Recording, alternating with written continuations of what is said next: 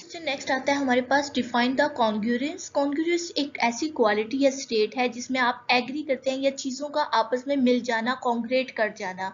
ये अक्सर short question में इनकॉन्ग्रुएंस एंड कॉन्ग्रुएंस में अक्सर शॉर्ट क्वेश्चन आता है, सेपरेट सेपरेट मोस्टली ये आता है शॉर्ट क्वेश्चन, और बच्चे कहते हैं ये आउट ऑफ कोर्स है। ये आउट ऑफ कोर्स नहीं है स्टूडेंट्स, ये history of the psychology and the आपकी introduction of the psychology, experimental psychology में लाजमी ये क्वेश्चन आता है। कॉन्ग्रेस क्या होता है? आपकी आइडियल सेल्फ, आपकी जो सी एक्चुअल सेल्फ होती है, आपकी एक्चुअल एक्सपीरियंसेस, आपकी सेल्फ इमेजेस, ये सब चीज़ें जब मिल जाती हैं, मिल के काम कर रही होती हैं किसी पर्सन के अंदर, दैट इज़ अ कॉन्ग्रुएंस।